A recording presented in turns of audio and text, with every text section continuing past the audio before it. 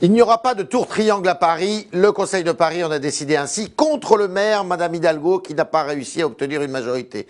Il y a la situation de la gauche. Est-ce qu'il faut des primaires auxquelles assisterait Monsieur Hollande pour l'élection présidentielle de 2017 et puis il y a la semaine prochaine une résolution importante au Parlement sur la reconnaissance de l'État de Palestine. C'est pour ça que Madame Danielle Simonet est aujourd'hui parmi nous. Elle est conseillère de Paris pour le Front de gauche.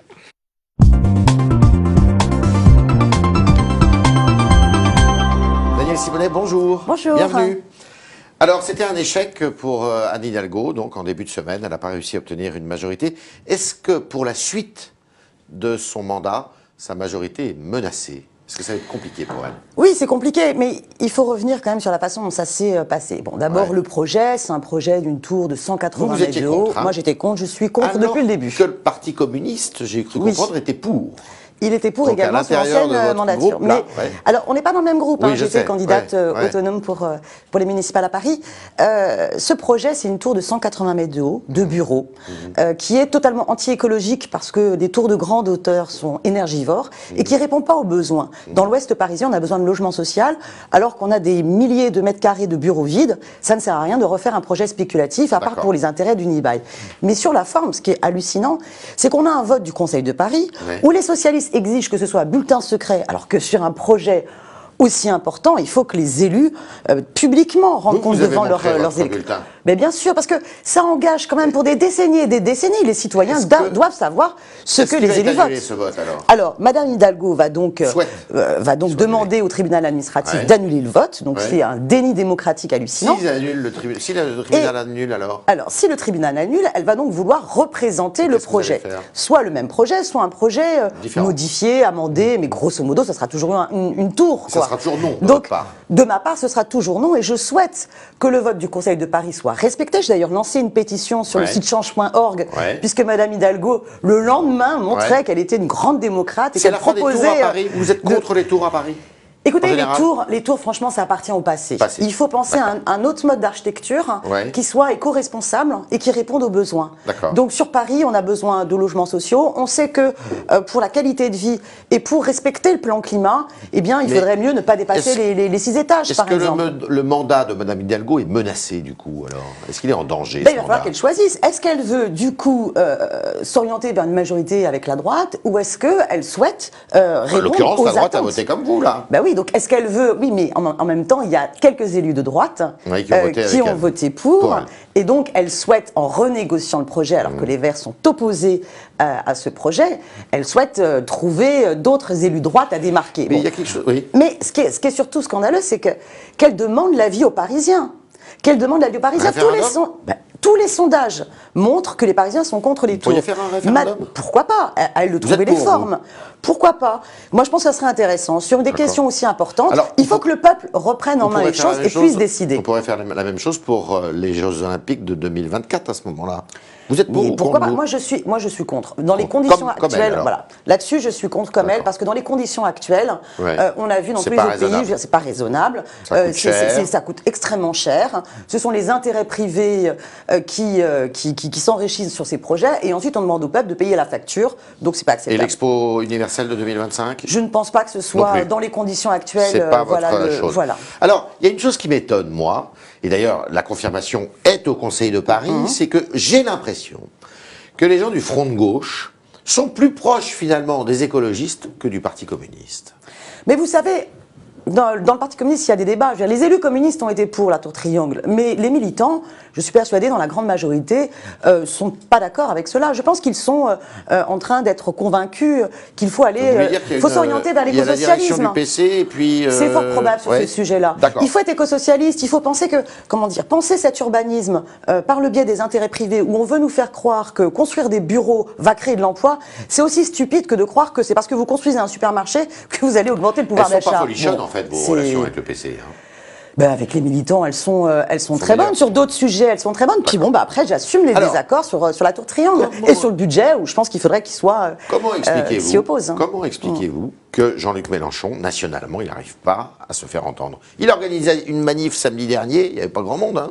Alors, cette manif, elle est vraiment intéressante parce que pour la première fois, on a quand même un arc de force énorme entre des mouvements politiques, des mouvements syndicaux, des mouvements associatifs. Après, on a une situation dans le pays très dure où ce gouvernement a désespéré le peuple de gauche. Et moi, ce que je rencontre, eh bien, leurs fins de mois sont tellement difficiles que bien souvent, ils n'y croient plus. Donc, on a un travail à faire de remobilisation, de redonner l'espoir. Mais cette manifestation, elle a été intéressante. 30 000 personnes. Mais ce peuple de gauche, ça c'est vous qui le dites. Bah écoutez, oui, vous pouvez jouer sur ces polémiques-là, mais franchement, regardez les photos, la manifestation vous n'êtes pas inquiet de voir que finalement, était là. Avec un discours qui est quand même assez vindicatif contre le gouvernement, le Front National, Marine Le Pen, y arrive mieux que vous? Alors, moi, j'ai vu une petite blague que je trouvais intéressante. C'est une histoire avec un banquier, un travailleur, ça pourrait être une travailleuse, et puis un rhum. Et puis, le banquier dit, ben voilà, autour de la table, là, j'ai 14 gâteaux, hein, j'en prends 13, et attention, le travailleur, le rhum va vous payer le dernier. C'est un peu la stratégie que fait le Front National. C'est-à-dire, au lieu de s'attaquer à la finance, au lieu de vouloir s'attaquer au système, il essaye de monter les uns contre les autres et de faire croire que le problème, c'est l'immigration. L'électorat populaire, il est là, et l'électorat populaire, une partie de l'électorat populaire a toujours été à droite, une partie de l'électorat populaire est en train de basculer sur cette solution réactionnaire, mais la grande majeure partie de l'électorat populaire aujourd'hui s'abstient. On l'a vu aux élections européennes. Et donc, on a un travail à faire d'ici 2017 qui est de montrer que l'enjeu, eh bien, c'est de changer les règles du jeu. Aujourd'hui, que ce soit l'UMP... Alors, vous changez quoi comme règle du jeu? La Constitution. Que ce soit... Ben oui, que ce soit... Mais c'est ça l'enjeu. C'est ça l'enjeu de 2017. Vous n'avez jamais réussi à changer la Constitution d'ici là. Parce que l'enjeu de 2017... D'abord, c'est dans les mains du président de la République. Ben justement, c'est donc l'enjeu de 2017. L'enjeu de 2017... C'est changer de président pour changer la Constitution. Pour pouvoir mais oui, parce que c'est le président ou la présidente qui pourra convoquer une assemblée constituante pour changer les règles du jeu. Vous êtes contre ce que dit M. Hamon ou M. Mandon ces derniers jours, qui disent il faut des primaires ouvertes avec un candidat du Front de gauche, un candidat socialiste. Le président de la République lui-même, vous êtes contre ça? Le problème n'est pas la personne. Contre des primaires ouvertes. Mais bien sûr, le problème n'est pas la personne. Il faut que le Front de gauche aille à la présidentielle. Pas forcément le Front de gauche. Là, on a un arc de force à travers cette manifestation, beaucoup plus large contre la politique d'austérité de ce gouvernement. Oui, mais et cet arc de force, inspirons-nous. Mais inspirons-nous de ce qui se passe en Espagne, du mouvement citoyen Podemos. Et il y a un enjeu en France de montrer qu'on peut reprendre en main notre destin.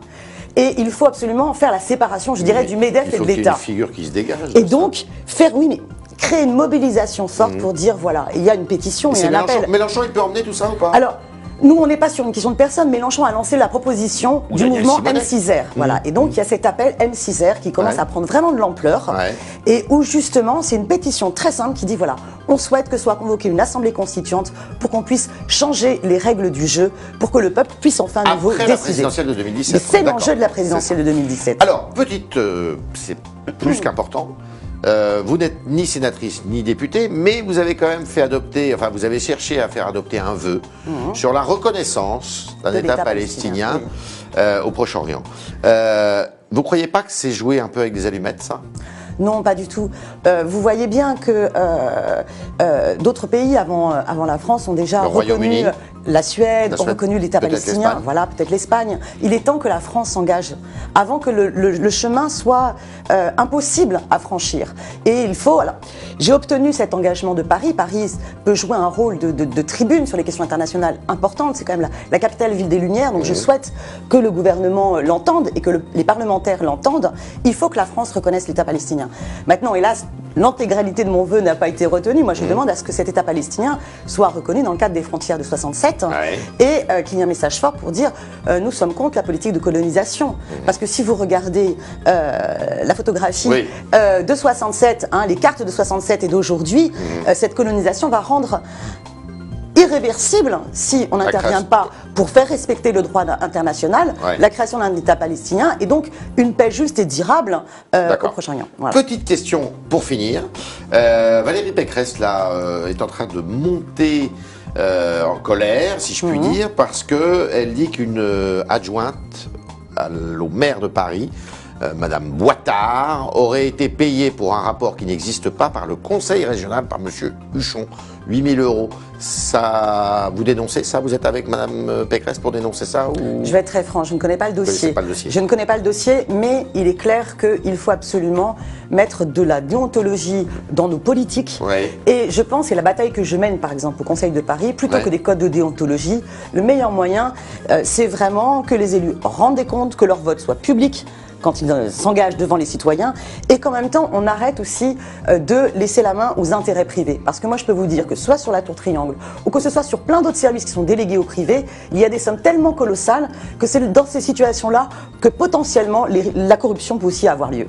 C'était le talk Orange Le Figaro de Daniel Simonet, élu Front de Gauche à la mairie de Paris, qui nous a dit beaucoup de choses. D'abord, les tours, c'est le passé, et elle est évidemment contre. Elle est contre aussi, plutôt contre l'organisation d'une expo universelle et des JO à Paris.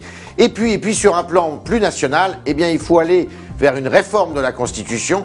Elle est en cela fidèle à la parole de Jean-Luc Mélenchon, et bien pour ça, eh bien, c'est l'enjeu de la prochaine présidentielle telle qu'elle nous l'a présentée.